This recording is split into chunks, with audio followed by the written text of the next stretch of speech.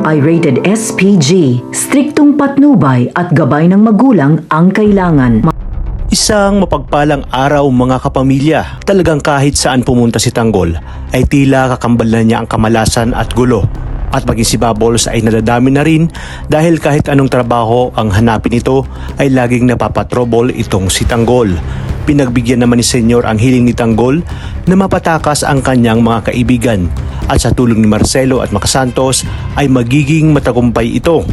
Mas malakas nga ang pwersa ni Tanggol pag nagkataon. Sa kabilang banda, hindi na nga nagugustuhan ni Senyor ang mga pasaring ni Ramon tungkol sa kanya. Tamang-tama umano na kapag matapos ang burol ni Pablo ay agad niyang pakikilusin ang kanyang mga bagong tauhan upang tuluyang mapilayan ang mga Montenegro.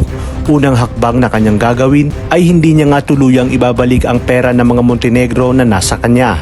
Mapag-aalaman na rin ni Tanggol na ang unang misyon nila ay ang mga Montenegro, kung kaya't mas lalong mag-iigting ang kanyang galit dahil batid niyang ito ang pumaslang kay Mokang hanggang sa dumating nga sila sa pagpapakilala kay Olga. Makikita niya kasi ang mga larawan ng pamilya ng buong Montenegro kung saan nga parte ito ng kanilang misyon. Unti-unti niyang mapagtatanto na si Olga pala ang aling beng na nagpakilala sa kanya. Ngunit ang mas ikakagulat niya nang makita niya si David at may pangalan itong Jesus Montenegro.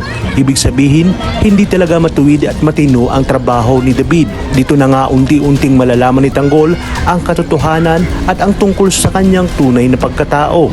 Mauubusan na ng oras sina Olga at David pag nagkataon. Si Tanggol mismo ang papatay kay Olga at si Ramon naman kay David. Mas malaking bakbakan at gera ang mangyayari pag nagkataon. At dahil mapapalayas na si Tindeng sa mansyon ng mga kabalyero, ay itutuloy na niya ang pagsampa ng kaso labang kina Lena at Rigor.